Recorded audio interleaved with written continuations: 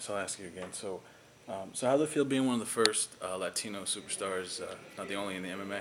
Well, I think it's just really to give back to society and to my heritage. Being half Mexican from my father's side, from Mexico City.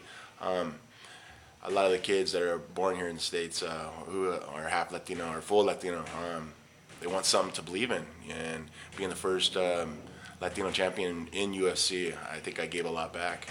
And hard work and dedication is what we do. It's in our blood. It's in our genes. It's what we do. We work hard and we prevail. And by becoming world champion, um, I was able to prevail the dreams that I always wanted to do, being the best I possibly can be at something that I love to do, and that was fighting. Being a collegiate wrestler in high school and college, I was able to catapult into something that was great, and that's mixed martial arts. Being one of the first guys to be mainstream by doing the Celebrity Apprentice, many things that I did through my career of going, to Iraq 6 different times. I'm lucky to be able to support my heritage. At the end of the day, I just want to show that we work hard and can never count us out. Do you just speaking of your time at the Celebrity Apprentice, you've been getting Donald Trump questions? Yeah, I get a lot of Donald Trump questions. I believe in the guy, man. A lot of people, kind of talk shit on me just because I'm Mexican and I should back in, the Latino race. But you got to understand, this is the United States. I'm looking forward for the future of my children. I have 3 boys that are quarter Mexican, or half Mexican, or quarter Mexican, but still they have the Ortiz last name, and I got to take care of our country, and I think Trump could be the man can do that. He doesn't take no bullshit. He's a guy who's a straight shooter, a person who becomes a billionaire and to lose everything and to come back and make that billion again. I think he could work great for the economy and to make it great. He has good sources with allies across the world. I think he could do a lot better job than Obama did. I think Obama just downgraded our government and our country hand over fist, and it kind of saddens me of how our troops are treating. And I think Trump, he shows how he's going to treat our troops by already raising $6 million when he was supposed to go do a debate, and he denied that for a Fox debate, and to go and raise $6 million for our troops is amazing. I just believe in the guy. I've met him, I've talked to him, and I've seen how he is. And it's nothing against the Mexican race. It's nothing against anybody, but he's just trying to keep our country safe and watching the borders, because there's a lot of radical Muslims that do come in through the Mexican border that we don't even have track of, that even come through the Canadian border that we don't have track of.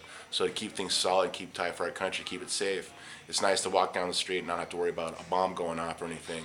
And I think he'll do a great job by being president of the United States. And he has my vote, being Latino or not. People talk trash on me, they go ahead, but that's my opinion. That's what I believe by the man that I met. And yeah, he said a couple small things by talking about building the wall higher or getting everybody deported back to Mexico. That's going to be impossible to do. But if he's able to stop the radical Muslims from doing the harm they've done across the world, he's doing the great things that need to be done as president of the United States. Let's go more competition question I got for you. Do you ever see the feud with Liddell ever ending? The feud between Liddell and everything, yeah, I thought it was done a long time ago, and it was the Ultimate Fighter season 11. But the only time when he's noticed is when he has to talk about me. So I know I never talk about him, but every time he always has something to say, it's always talking about me. So I guess he needs me to be famous. But hey, it is what it is. Liddell's a friend of mine, but you show your true colors when you become a turncoat because of money.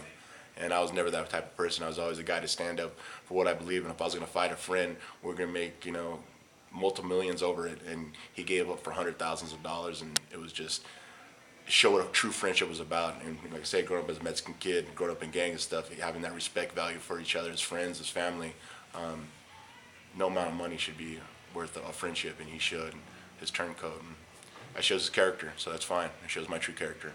Ever thought about a rematch with Couture?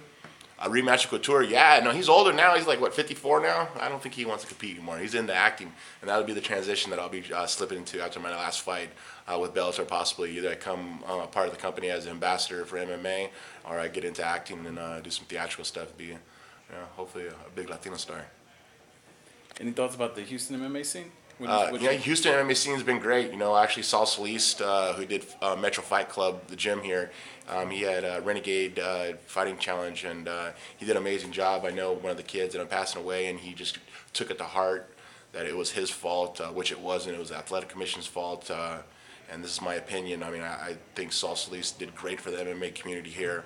And now that Bellator's here, is just going to step up and be bigger and better and give a lot of opportunity for the fighters here to fight on a big stage of Spike TV. I mean, there'll be millions watching. So this fight that'll be on February 19th, I think the Houston fans won't be let down.